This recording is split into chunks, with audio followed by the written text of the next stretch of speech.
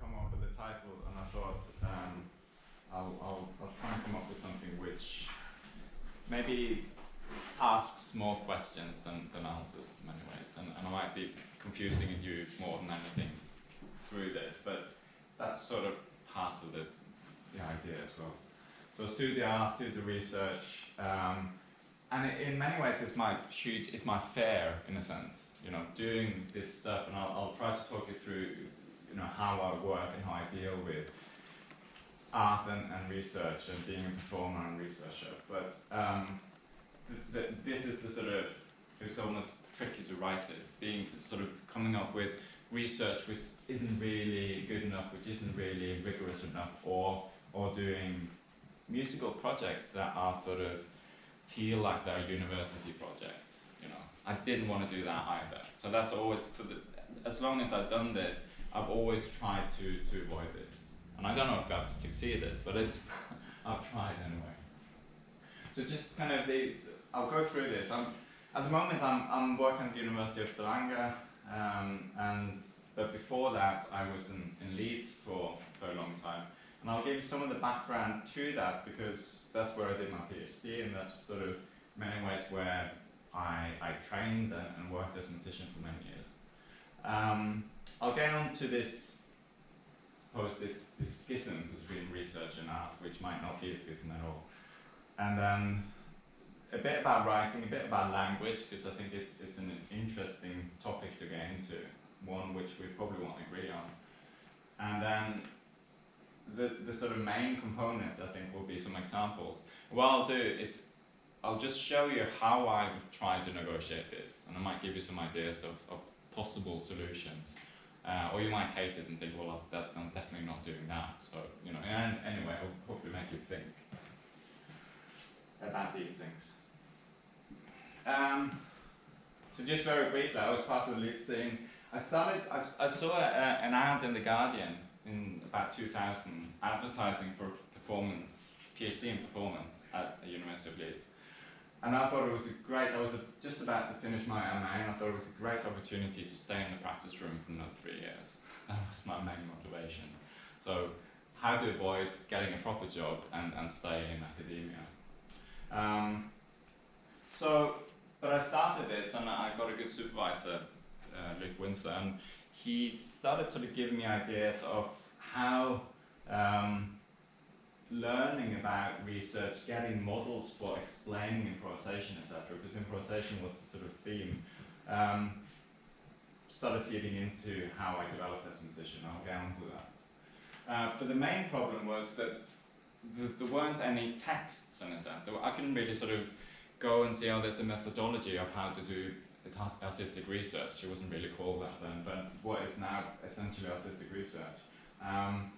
So I had to sort of try and invent theoretical models that I can apply to explain what I was doing. So it was a really sort of heavy and long drawn process for me. But I ended up with calling it improvisational architecture, mainly because I found architecture as an interesting sort of analogy to what I was doing. On two sides, basically, if you're improvising, you're playing in a room, you're sort of in a physical context. And I thought, well, that needs to be brought out here. I'm not a composer, I don't sit in isolation and handle a score. I actually do something and record something in a room. So how does that affect me, playing in different rooms? So I did things like recording an anechoic chamber in Leeds, and at various churches, reverberation rooms, duos, small groups, large groups, etc. And sort of looked at, well, how does this improvisational architecture, these structures that I create, which could be sort of physical rooms, but also sort of more metaphysical in that it gives me certain parameters to work with. There's a difference if you're improvising, playing a duo and a big band, and trying to articulate that became important to me. But I'm still sort of, I'm still looking at that.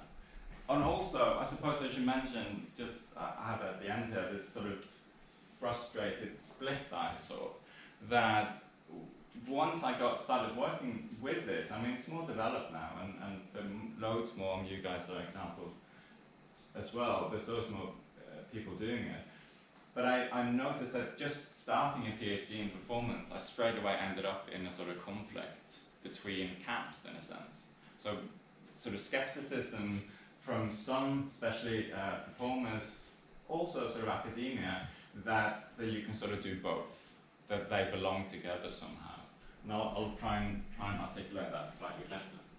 But that's sort of the gist of my idea, is that everything that we do, all this improvisational work that we do, belongs within a structure, which is here beautifully explained as a square. And within this square, there's a sort of space, there's a maneuverability. In classical music, they call it interpretation, maybe. You know, we like this interpretation of Bach to this because of some of the stuff which happens in this sort of personal space that they add to it. For improvisers, and I like working in sort of freer contexts, I like to push this. It's about how large can this space be. And I don't like to destroy the structure, I like to sort of challenge it, you know. You can argue that the sort of improv scene in London in the 60s was about destroying structures, you know, just not using conventional melody, rhythm, etc. But of course, if you do that, you end up sort of creating new structures and new idioms, and it's something that you can't really get out of. Time and space, for instance, you know, we're here on the planet, and there are things that we have to sort of adhere to. So that was the sort of the gist of what I was doing and what I keep doing. Because what I'm interested in then is sort of how these two relate. What are the structures, and how can we challenge that as much as possible? And when it comes to composition, or when it comes to playing with certain people and certain communities, playing in front of certain audiences, etc., etc. And that's sort of where my examples will go as well.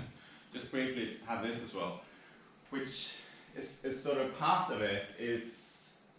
I wanted to come up with ways of talking about improvisation. And it's funny, I do this with my students, ask them to sort of explain their practice, explain what you do when you improvise, and they can't articulate it, and that worries me. And it goes back to a conversation I had when I started my first year at LCM, where the director of studies told me, well, at LCM we don't teach improvisation, we'll teach everything else. You'll learn about composition, you'll learn about analysis, harmony, all those things, but we won't actually talk about improvisation. And I thought that was weird, because we were doing that, you know, after a gig and in the pub, you know, as students we were talking about improvisation. We were sort of developing a language for it maybe, but we were talking about it. So I thought, well, surely if you can talk about it, you can teach it. So I used this sort of mashup with my students. I'll just kind of play a brief example of it.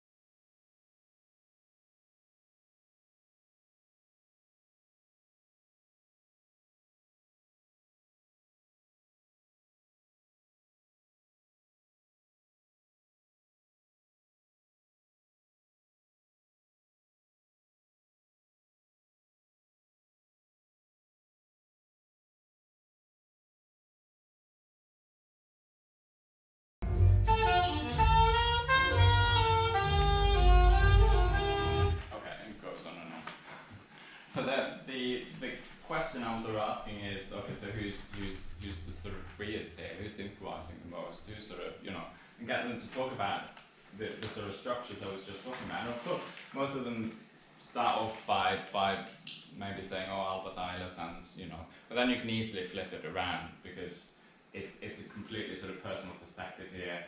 Charlie Parker was trying to do something with strings, he was trying to be like Reyes, etc. They're both young guys at this stage, so there are all these things that you can talk about, saying, well, it's not as simple as that. We shouldn't go into these sort of stereotypes, we should actually talk about and try and understand what they were doing. Ideally, sit them down and ask them, but we can't, so we use other sort of parameters. But that's sort of part of it. And it worries me if students can't engage in this at all. Then there's something wrong. Then you have to backtrack and say, okay, why can't you say anything about what they're doing? I mean, they can explain the tune and the harmony and stuff like that, but they can't actually say, well, what are the choices that they're making when they're standing and playing? And what are the differences? And how do they reflect this on the structures, etc.? Okay. Sorry. So, I'll get on to examples soon. But back to this sort of schism then. Why are sort of research engaged in art and vice versa? And if you look at sort of the developments that you go through as a musician, it's about developing practice. People often sort of use technique in the same sort of area, but practice is more sort of the art of what you're doing. You're developing aesthetics, it's about idiomatics, how to deal with tradition, if you're challenging it, if you're sort of diving into it, innovation, conformity. It's also about audience development, and within that, of course, marketing, people need to know about you, etc. So all these things that you work on, which can easily be sort of looked at as a sort of research project in a sense. You know, it's what you do. You're developing all these things, and you do it in a systematic manner. But then you sort of move it on. Okay, so we're trying to do this, but in a research setting, and especially in the 90s, for instance, with the RAA, it was sort of sidelined. So performance and composition were taken in. I remember being part of this at LCM as well, where finally we could put forward CDs and performances in the RAA exercise, research exercise, and that changed in many ways how we were thinking about these things, because there were parameters in this. We had to justify some of these things. And of course we know it, especially if you've gone through it yourself, but how do you explain some of this stuff, all the work that's gone through within a CD, for instance, or the piece that you spent a year writing? How do you justify the government paying money for that? Which is sort of easy within a sort of rigorous system of academia and articles and books, because we know this. Norway established a nationwide doctorate equivalent program. It's a sort of PhD light in 2003, which was a big deal. It was a fully funded, salary-based, 3-4 years. You get a job working as an artistic researcher, and all the arts institutions in Norway could engage in that. The problem was that it wasn't a PhD, it was just recently converted into one, which throws up different problems. And well, because if you're going to call it a PhD, well, what are the sort of skills that you are required to have as a PhD? If you have a PhD, should you be able to write a journal article, for instance? If you don't, and we have a new generations of supervisors supervising new PhD in artistic research, and they can't write a journal article, then do we have a problem? Maybe, maybe not. Okay. This you know as well. Through the 90s, this sort of jazz academization process happened. And what I find interesting is whether or not it's used in a positive or negative term. In the Norwegian sort of academia today, I would say that jazz academization within artistic research, it's seen as a sort of, or music academization is seen as a sort of negative thing. They sort of look at it as the sort of weight of theory holding arts practice back. But I was recently, for instance, at a keynote with Boltov, where he turned it around and said, well, jazz academization, for instance, is just about systemizing it, finding ways of mediating the knowledge within it, etc.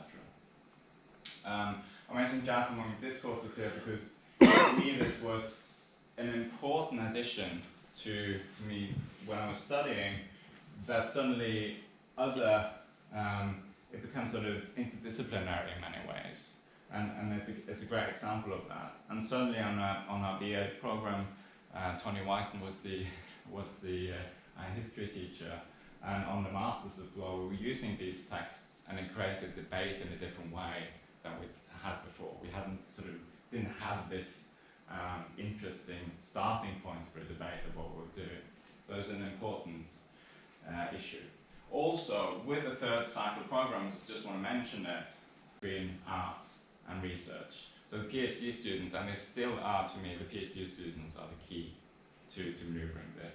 So you get new generations through who've gone through this sort of area, coming sort of into academia and starting to challenge it. So now we have texts. I did a sort of thorough, I can send you this link if you want. I did a thorough sort of sweep last year of the texts that are out now. Quite a lot. So now you can actually look up books on artistic research, performance-based research. There's texts on PhD supervision within the arts.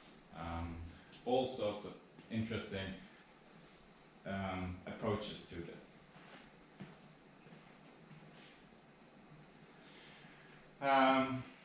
The AAC says it sort of defines it relatively well. Artistic research begins from the belief that it should be viewed inclusively and not tied to a particular orthodoxy. It is seen as a virtue, that it should be multifaceted and avail itself for any research discipline or method relevant to its purpose. That's also the problem, in that within both the arts and research community, especially within the sort of politics of funding, they're finding it hard to understand what we're doing, because there's not a sort of specific methodology that you can hand over and say, this is how we do it. You know, this is how we move from that to that. This is how we mediate the research, and this is where you can read about it, for instance.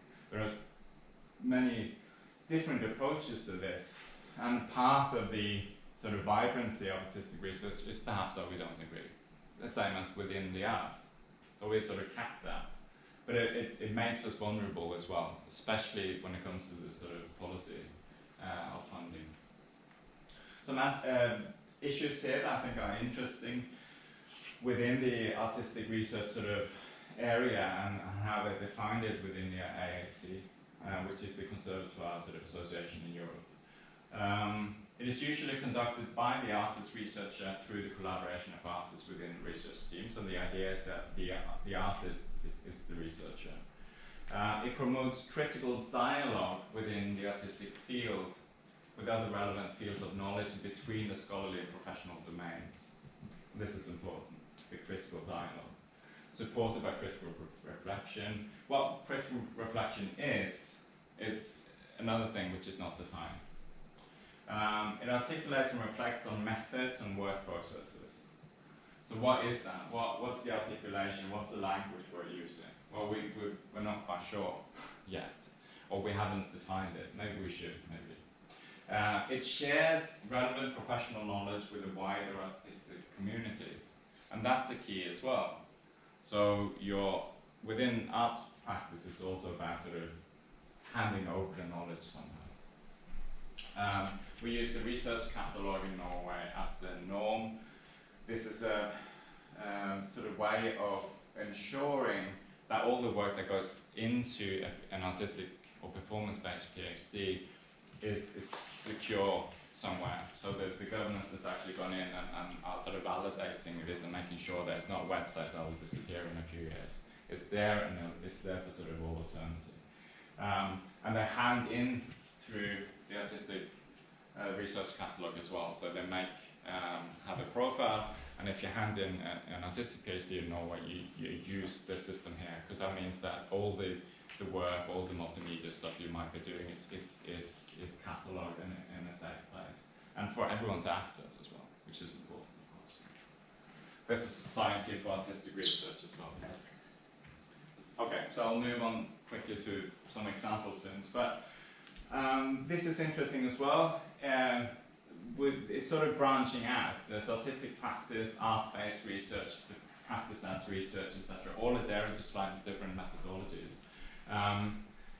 It's curious in a sense, because I mean I enjoy this idea, I like this idea that people find sort of like-minded people that they want to work with, and that they find a sort of approach to what they're doing, and then you brand it, and then that's a way of sort of politicizing in many ways. But the problem is that it becomes, again, different schisms within the artistic performance, practice, arts-based research as well.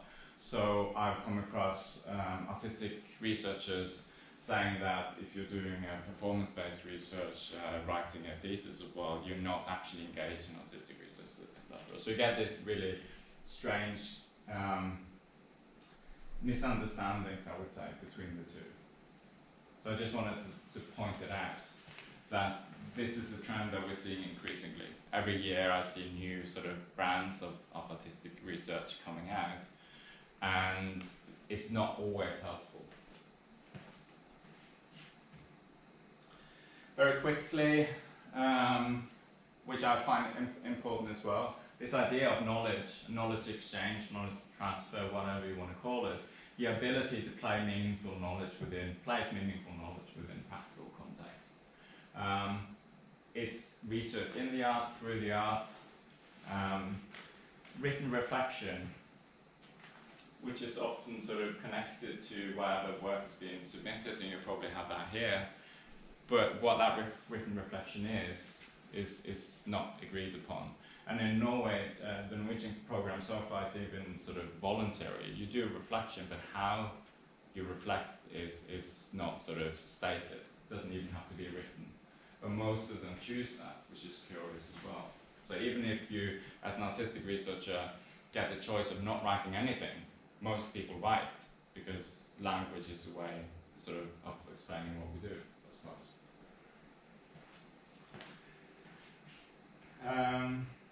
I'm going to jump a bit now. So I'm interested in sort of how the Bauhaus set up, how practical work actually engage in the work that you're doing, and how that develops new knowledge. I think that's crucial. You probably know Dewey, this idea of he doesn't actually say learning by doing. He says give the students something to do, not something to learn, and the doing is of such a nature as to demand thinking. Learning naturally results. So through your practice, through the art, as a practitioner, you are sort of engaging in new knowledge about the practice. And then the trick is, okay, how do you mediate that? How do you get that beyond your own mind, for instance? Well, we write often. And this is an issue as well. Back to this conversation I had with the Director of Studies when I was a BA student. We need to maybe recognize that writing is a sort of common platform for communicating within academia. And maybe if we do that, we can start developing and controlling it in a different way. It's just a sort of open question, but this is where this pitfall of pseudo-sophistication comes in as well. Because as a researcher, you might be drawn into writing and within a field which might be huge. I mean, I moved into phenomenology when I was doing my PhD, and you realize that it's a massive field, and I could do a PhD in itself on that topic. So the danger is that you're just sort of dipping your foot into using a bit of theory that might fit what you do, but you don't actually understand it. That's the sort of pseudo-research bit. But then if you spend too much time on that, you might not spend enough time on developing your artistic research and actually practicing or rehearsing your band or writing music, which again, you get the other problem. Okay, so I'll leave you with some thoughts on that. How to avoid this? So I'll talk you through some examples, and where I had this online. This is sort of the backstory to all of this, and why I chose to do what I did.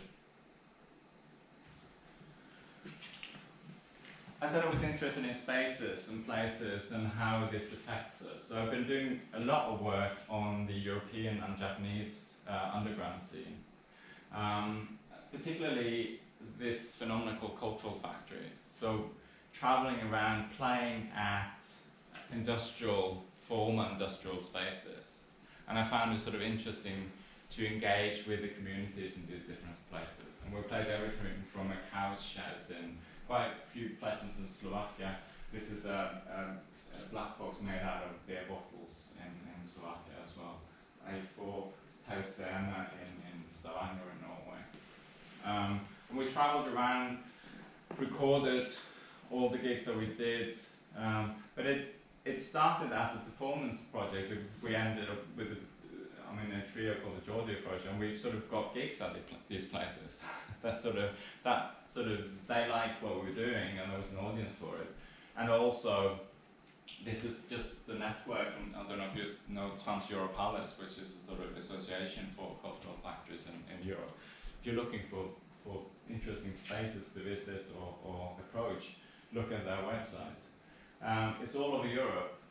And then they talk to each other, they co-promote stuff, etc. And I found it interesting how we would play differently in different spaces, and I wanted to sort of engage with that.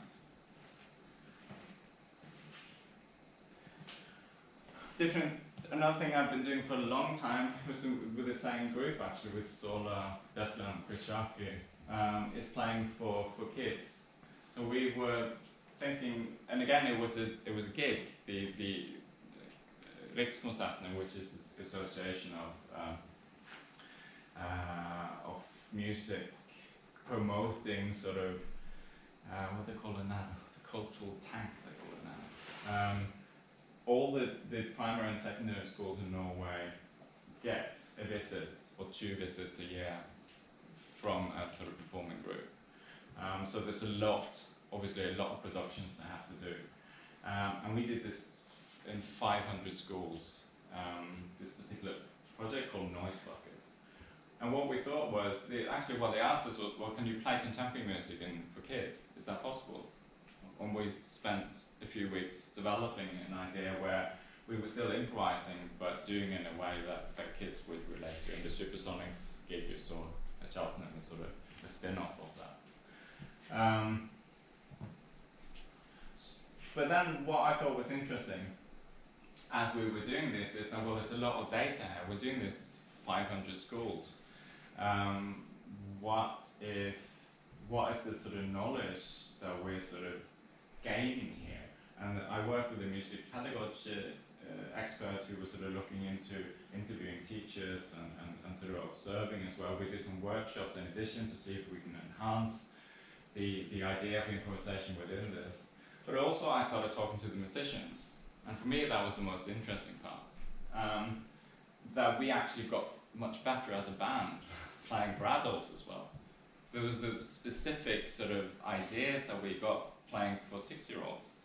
And that was the sort of revelation. Okay, you can't dither around, you have to move from one idea to another. We improvise freely in this band, so how can you make the improvisation much more interesting? We certainly had to engage with the audience, and we used to be terrible at that. We even played in the dark. For a whole tour, we just switched off the lights and played in the dark, which we thought was really cool at the time. But of course, you're sort of disengaging from the audience completely. They can't even see you. So we sort of rethought that completely and thought, well, actually the audience, it's quite an important part of what you do. Maybe we should take this seriously for adults as well. So it had loads of implications. And we did an article on that.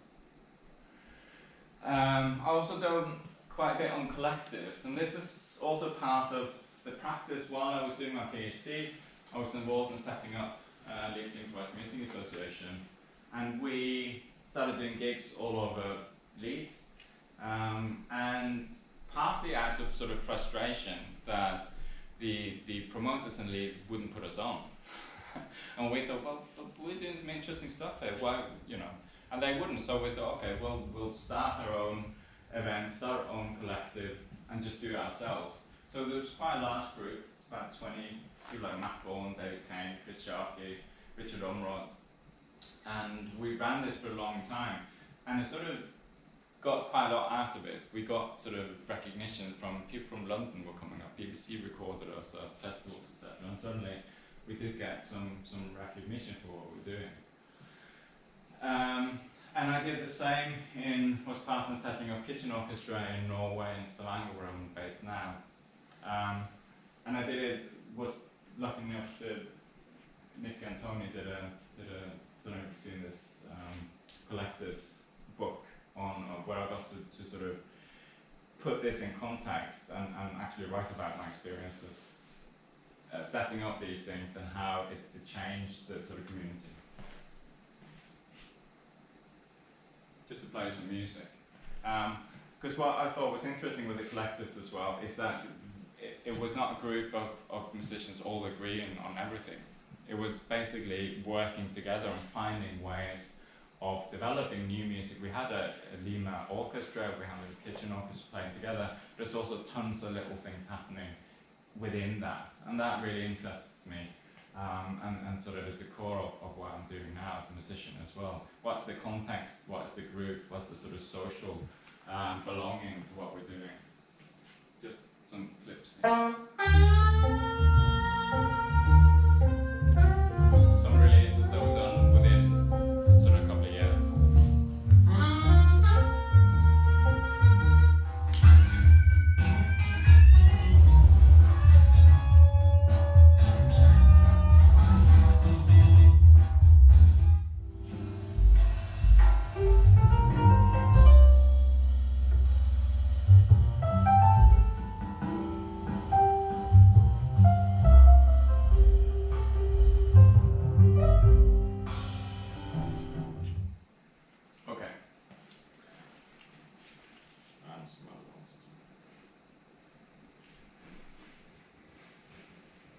What's funny about that then is that then we got to a stage where no one were working in Leeds anymore because they got gigs abroad, London and stuff. So Lima sort of faltered after a while because the project was sort of finished.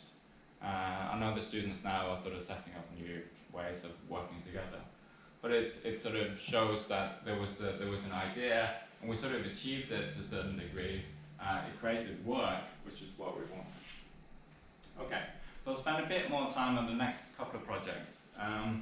This is pseudo-art, which started a few years ago and got funding through a sort of EU pot of money between Slovakia and Norway. Pseudo-art means open air and format. And it's a mix between musicians from kitchen orchestra, which I'm part of, and Slovakian gypsy musicians. And the idea came from Slovakia. We've been working through the cultural factories in a lot of spaces in Slovakia, and one of the promoters there contacted us to say, I have this idea, it would be great to sort of try and create an interesting mix between the Roma community and Norwegian musicians. And we started working in eastern Slovakia. It has the biggest gypsy population in Europe, actually. It was also based on the music itself, based on two composers, Niels Henrik Asheim, who's part of the kitchen orchestra as well, and Czech composer, violinist Igor Pitova, who is based in New York, but works in Slovakia and Czech quite a lot still. She's Czech. So, just kind of a bit of background on Slovak gypsy music to give you context.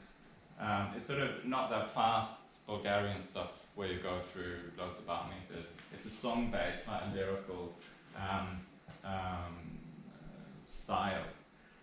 But it's very adaptable. They keep changing it. There are tons of different styles, from old sort of morning songs to versions of pop tunes, and they sort of it was described to me as they're sort of almost like a sponge. They'll use anything interesting to develop new songs. The improvisation elements, that sort of flexible structures. It was described as sort of pieces of Lego. They would restack it every time we played the songs. They would change the order. So we have to find ways of sort of negotiating that. Yeah. So what did we do? This is a sort of research bit, I suppose. How do you merge the sort of very, very strong folk diaspora with what we were doing? And in Kitchen Orchestra, we don't have a set musical leader. We'll invite composers. We did something with George Lewis a couple of weeks ago. A couple of months ago, we did something with Malin Crispell. We've done theatre stuff here, and just whatever we find interesting in an improvisational sort of contemporary context, we'll do. So how could we merge that with this very strong tradition? So what we did, the three of us went down, and through a musicologist, Diana Belasova, who's been working a lot in these communities, we actually literally sat in people's kitchens, and the families would play their sort of family repertoire. And just to give us an idea of people we could work with, but also the different styles that were sort of part of it there. This incredible family, he had 4 sons, and they all played all the instruments, and that was just on a practical, because it was a wedding band, so if any of them couldn't make it, they could just swap things around. And they all did it at a really high level as well, so that was interesting. We also did some concerts, workshops. We worked with Eva as well to see how we could merge this musically in an interesting way. Eva Betova is like a superstar in Eastern Europe, because she was a movie actress as well. So we played improvised music gig in a monastery in Košice in Eastern Slovakia, and it was sold out. And if you do improv stuff, that doesn't happen often. So in Stavanger, it was the first, he played church organ, and so it was the first time ever you actually had to sign autographs when we finished the gig. But that gave us a context as well to what we were doing. Oh yeah, this is just a clip of Eva. It was a Dominican monastery that never put on improvised music before, so she was just told she could improvise, but she couldn't use text. So this is a clip of her in the church singing acoustic solo. Oh, that's it.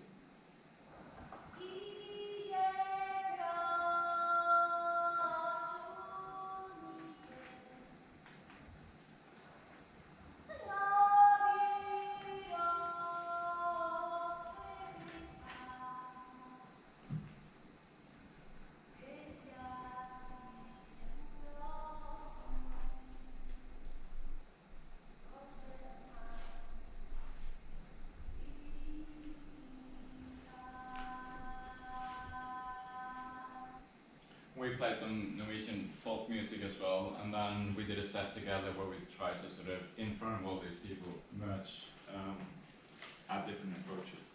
Okay, so what is this then? I had this idea of hybridizing this without destroying it. So big warning, we didn't want it to be sort of ethno groove, we didn't want it to be this. I mean, I grew up with Yangabarra, so there's nothing wrong with that, but it's kind of an easy way of doing it in many ways. You find a mode, and you find some rhythmical flavors, and then you're off. So we wanted to see if there's a possibility of maintaining, for us to play what we do. So I'm not a gypsy player. I mean, I've sort of engaged in, but I'm not a gypsy player. How can I do what I do best? Improvising in a sort of freer style, but merge with other projects. So just 2 examples of what I had in mind and what sort of became the ethos. This is a project Niels Henrik Asheim, who was the composer here, did with gypsy musicians or gypsy orchestra, Norwegian Gypsy Orchestra, and mazurka, and he won a Grammy, Norwegian Grammy for this.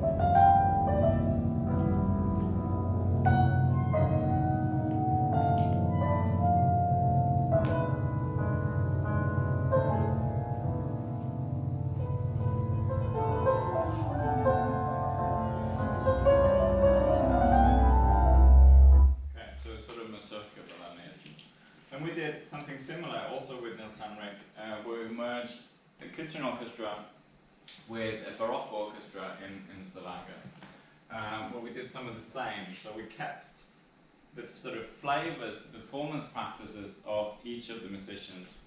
We still did our thing in a sense, but he put it together, which made it a sort of pseudo-baroque, if you like.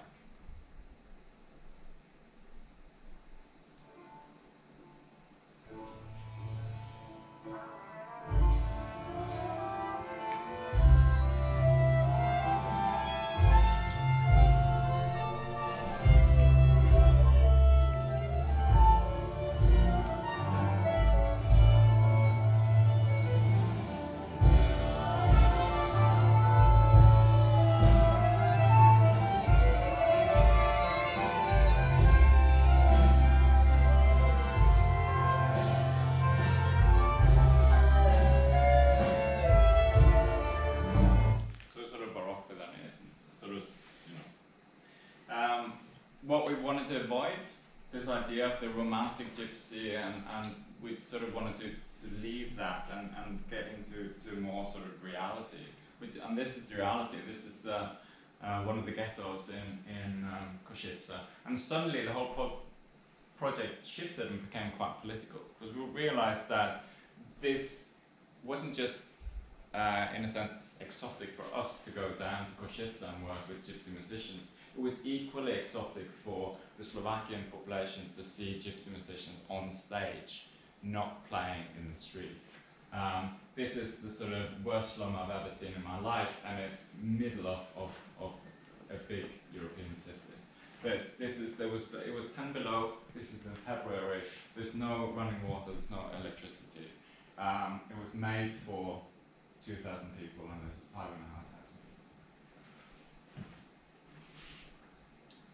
So, what we did then, I'll talk about mediation. We basically filmed everything. So we worked together, all in all, probably for 25 days or something like that, over a year. So it's quite a lot. That's a good thing about European funding. Suddenly we had money to actually have 2 weeks in Slovakia and 2 weeks in Norway. And we had a camera team filming everything. So this is just a clip of some of that. This is in Košice.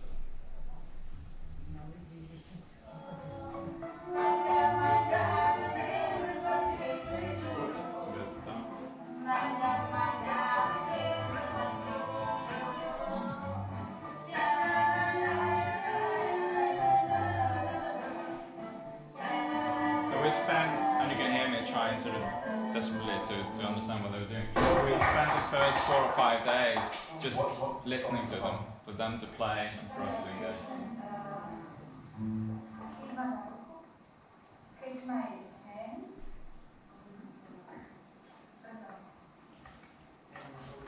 And it was, she's explaining the lyrics. We're working on 4 languages at the same time, so everything took a long time.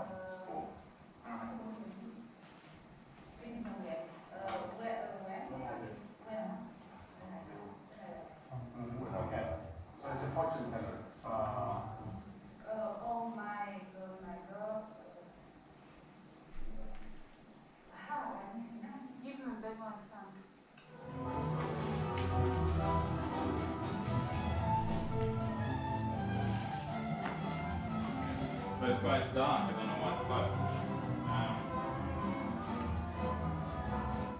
I'll continue. So what we also had was we had spaces where we could do this. So back to the cultural factors again. There's a connection here. We were working at Tausen in Stavanger, working at Tabachka in Košice, which is an old tobacco factory. And so we didn't have to do all the promotion, getting spaces, getting people to book us, etc. We had a space to work, and they could organize concerts as well, and recordings, etc. So that was it's a crucial part of the project. And also we had to find ways of structuring this, because we were working and then we're leaving, we didn't see each other for a few months, and then we're working again. So Alexander came up with this sort of ways of notating this. And also trying to get both of the groups out of our comfort zones in a certain degree. I'll show you that in a second, but one part for the Slovakian or Roma musicians was to think in our abstract terms, which is kind of tricky. And for us as well to engage with their songs. So this is just a couple of examples. This is, his instructions is mixed sustained notes and tremolo, storming in regular tremolo, random accents, and it sounds like this. So this is from an album that we did, which will be out soon.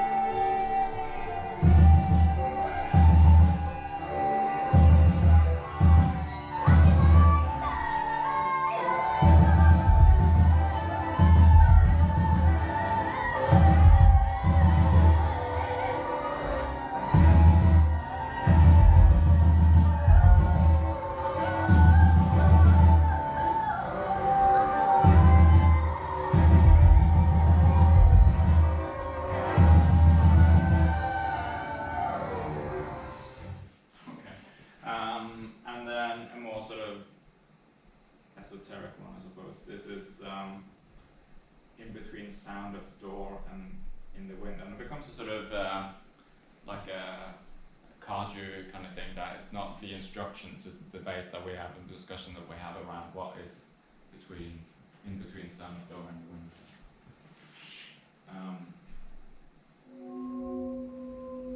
Which is sort of beyond culture in a sense, isn't it? It's a practical discussion that you can have between performers. What is this? What should it sound like? etc.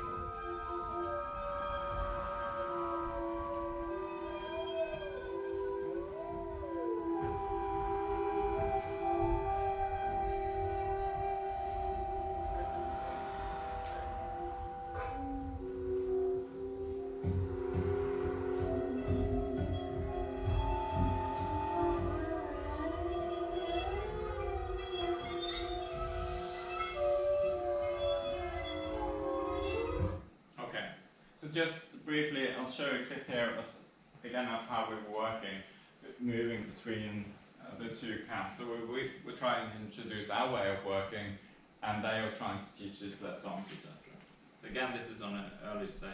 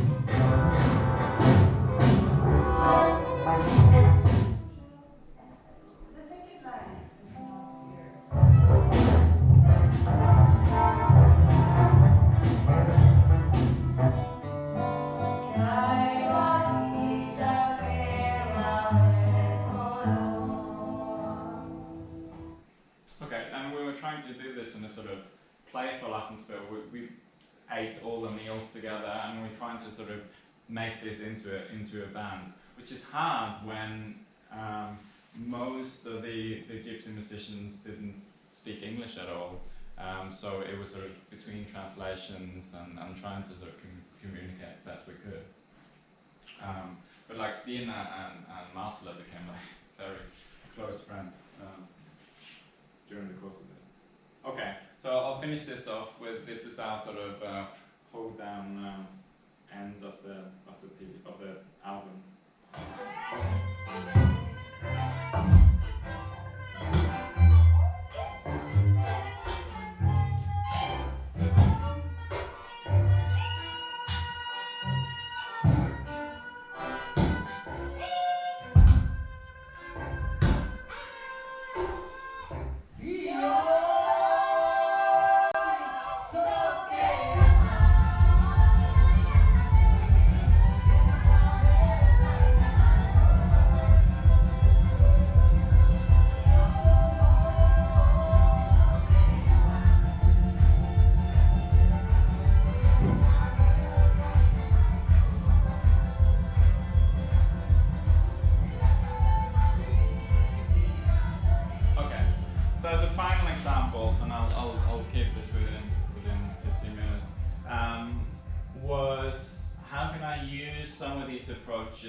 Looking at someone else. How can I use some of the skills I might have or the angles I might have as a performer, researcher, to look at someone else and their practice in maybe a different way than a musicologist would. It might be a sort of a bold statement, but that's why I tried to with Alexander von Schlippenbach. Do you know Alexander? Okay, so one of our sort of most important musicians over the years. So I started a conversation with him in 2013, and I'd never done an in-depth interview with anyone before. So I sat down, this is his dining room table, flat in Berlin. He had 2 cups of coffee, either always sitting either end of the table. I would record everything. And I started, well, start with the beginning. And he went, okay, I was born in 1938. And then 5 years later, we were still, I was still interviewing him. Because literally he gave me his life story. And there was always new possibilities, new things that I could explore. So at the moment, it's become a book chapter in a monograph I'm finishing. But there's enough stuff there to write a biography one day. But this is how it would work, and he would bring out his journals, old Globe Unity recordings, etc., and we would talk about his influences. And what I was interested in was, in particularly, the way he was working. And this started actually, we hired him as a sort of artist in residence for kitchen orchestra for a year. And from that experience, I kind of thought, well, there's so many interesting things, so many approaches to what he's doing here. We're working on everything from notated music to abstract stuff, and there was complete sort of eclecticism in what he was doing. What is he doing, and how does it fit in historically? And also when you realize he's been doing this since the 60s, it becomes even more interesting, so historically. So he talked about this thing about structure, and going back to these squares that I showed at the beginning as well, that intrigued me as well. He had found ways of sort of getting beyond the chaos of putting 20 improvisers on stage. He managed to structure that in a really clever way, and I wanted to sort of understand how he was doing that and how he came up with the ideas of that. Because now we have the albums and we can sort of figure it out, but he was doing it from scratch in a sense. So if you look at this in a sort of jazz field in Bourdieuan sense aspect, he grew up during the war. He went to Jazz Philharmonics in the 50s, and he saw Oscar Peterson. He just got obsessed with becoming a jazz musician like Oscar Peterson. At the moment, at that time, he was living in a boarding school in Bavaria, learning Wagner. But there was a guy who taught him boogie woogie, and he would sneak out off to the shower room at midnight. There was a show at midnight on the American Forces Network, and he would sneak off to listen to this jazz program every midnight for a long time. And then he moved to Köln, and he actually started which must be one of the very first jazz courses ever offered at the Köln Academy in the early 50s, and it was run by Kurt Edelhagen, who was the director of the JPRB band, with American, British, some British players, but sort of international cast of very good players. And this is from Alexander isn't in the class here. He skipped class by a bit. He was on tour, but this is the group. In Köln hat der Jazz sogar die staatliche Hochschule für Musik erobert.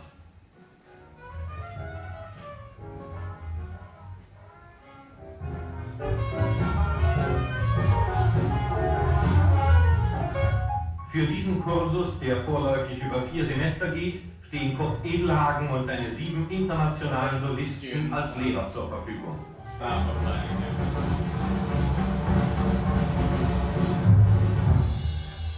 Danke sehr, danke schön. Und jetzt, meine Herren, sollten Sie dasselbe auch mal versuchen. I was Kurt Edelhagen. I was saying, okay, now's your turn. But it was crucial to a lot of these guys in this class were sort of formed the German scene. Manfred Schuf was sitting at the piano there, and who else? Gerd Dudek was part of it, and it was just a really interesting group. They also formed Günther Hempel Quintet was part of that, and they went to Paris. They heard Don Cherry, they saw Don Cherry play, and they suddenly realized how you could structure music in a different way, etc. So it was an interesting group. And he told me this story very sort of meticulously.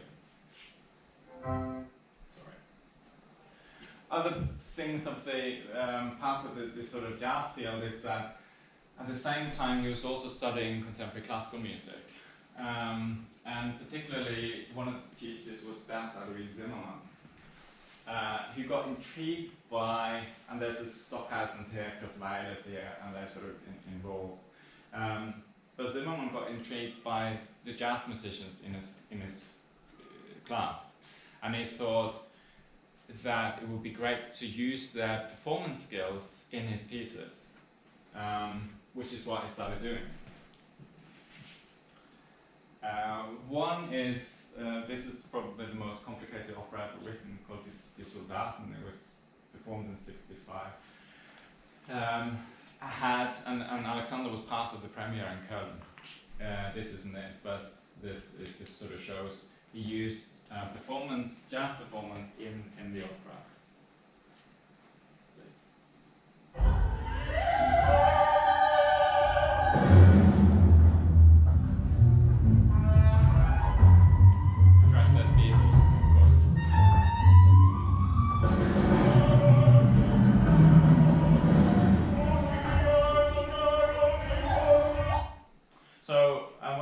The score is insane, it's like 360 pages. But when it comes to the jazzes, it would just say the instruction for the Burma Jazz Band, which was the on-stage jazz band, to play sehr jazzy, play jazzy, or in the moody jazz, or moody boogie woogie, or play the blues, or just do your thing kind of thing. Everything's meticulously notated, but the jazz is just kind of do that and it'll work, it'll fit in this space.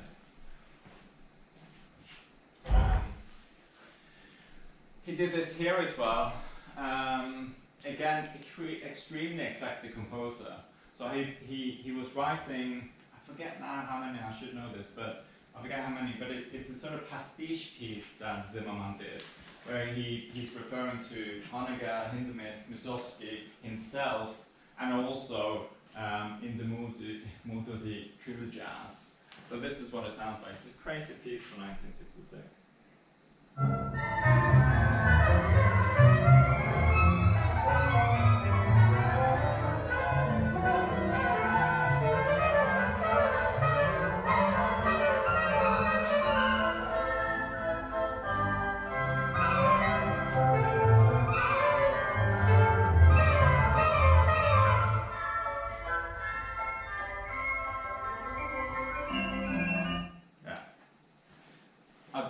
listening to the whole thing, and it's all like that for the entire piece. But another example is he actually got the Günther Happel quintet, which at this point is Manfred-Schuf quintet, Manfred-Schuf on cornet there, in to play his pieces, versions of his pieces, also from the opera. And this is the sort of score from that session. And when you listen to it, you get sort of some premonitions of ECM before ECM. So this is them coming, they're not really following it. They're sort of coming in here, and you can hear some of it. And then this, they're actually playing.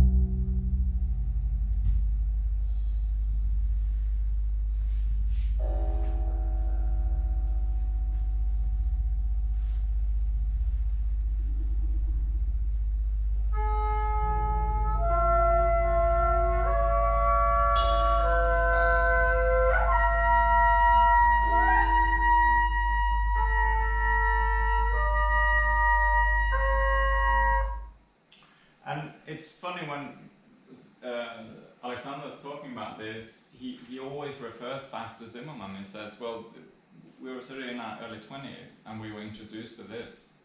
And suddenly we realized that how you can structure, how you can use eclectic notation, instruction, semantic information, regular notation, all of this in a jazz context. And for them that was very important. Just a sort of final example there.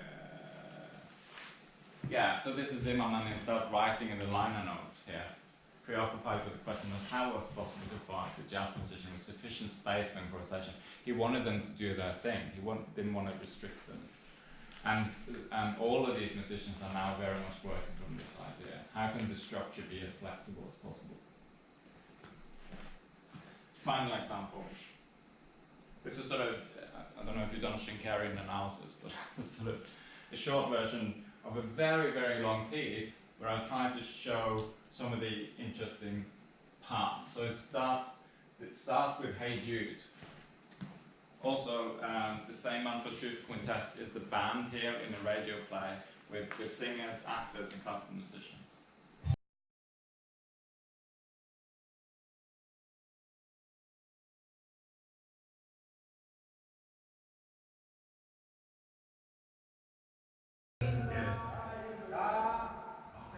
This is in real time.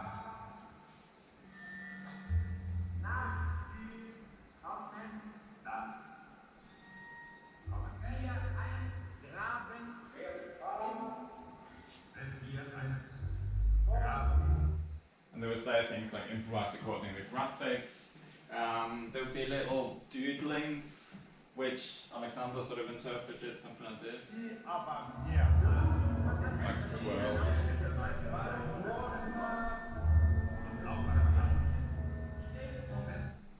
And then second system with a sort of twirly thing is Manfred-Schuf coming in with his cornet.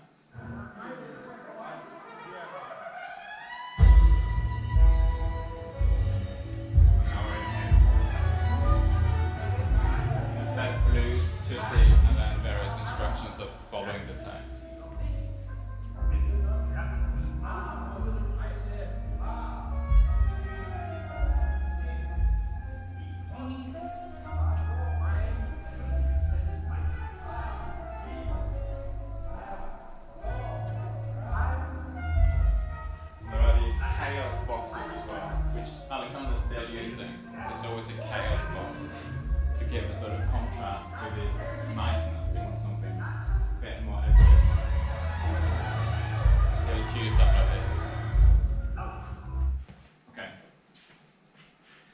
So that brings me to the piece and the orchestra Globe Unity. Globe Unity was commissioned at the Berliner Jazz Festival by Bernd in '64, and it was based on a 12-tone row, and this is my, see the original scores disappear, so this is my Barry part from his recreation of the piece that we did with the kitchen orchestra.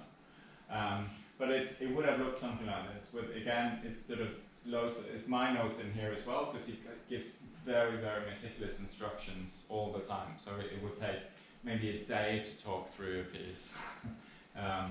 Very meticulous working methods. But this is from the studio version of Globe Unity, recorded just after the commission at the Berliner Philharmonic.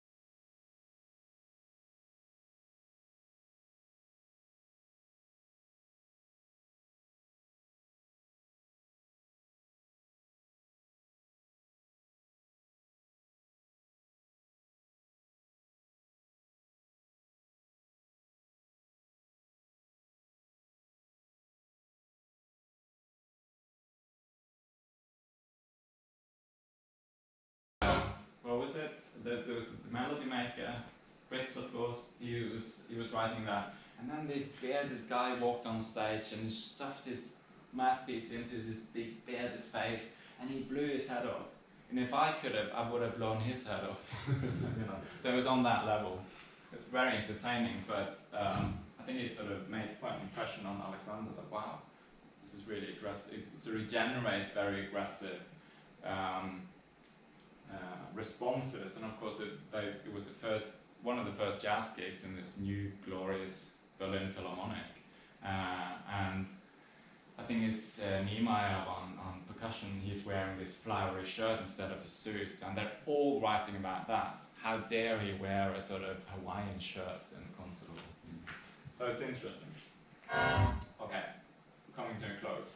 So this is in a sense, what started it all. This is the album that we did with Alexander von Schlippenbach Kitchen Orchestra. And because he worked so meticulously, we spent a long time on this.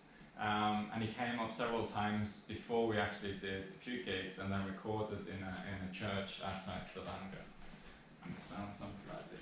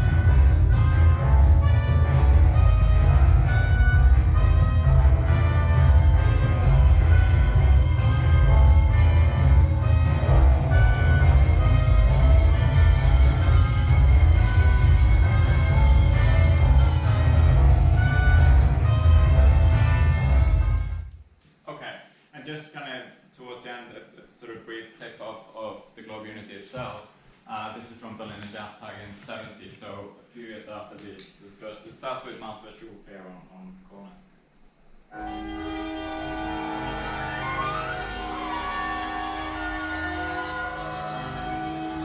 Park, and you see pedal Westman sort of cueing. So internal cueing is a big part of how he's structuring it. That's why it takes so long to rehearse these things as well.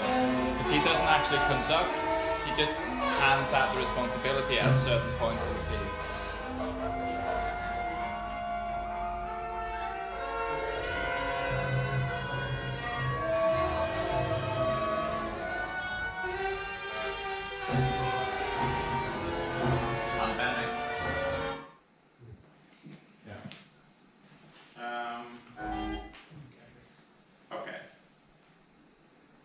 This is sort of based back on this idea of tabula rasa. It thinks about how do you start with nothing and create something very complex without sort of undermining what you're trying to do.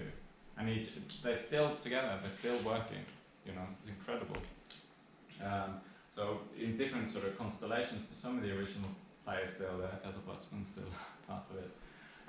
And also, if you look at the personnel, that was another thing I've asked them loads about is what were you thinking creating this ensemble? If you look at, you know, Peter Botsman and Evan Parker and Han Bennick and in the same band, I mean, and he would just, well, I thought it'd be interesting to see what happened, you know, what are the sort of conflicts that can create interesting music from this? And he's sort of a sturdy guy, and they sort of went along with it, and they haven't killed each other yet, you know.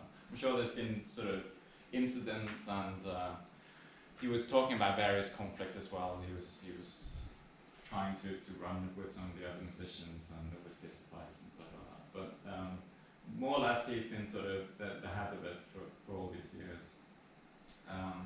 And that's also part of, which is something I'm interested in as well, when it back to this idea of structures, is what happens if you work with people for that many years. You know, he has the Schlippenbach trio as well with Evan Parker and Paul Litton, yes. And they've been going 30 years. It's two every year. They do. They have this Winterreise, so every December they do a long tour, and they play the same places they have played for 20 years.